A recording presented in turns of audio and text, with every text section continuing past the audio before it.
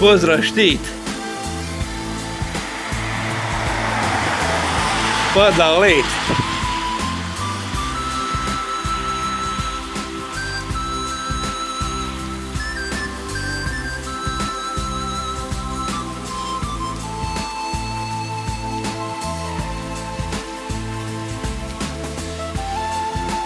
Koja je to pojava u ova doba godine?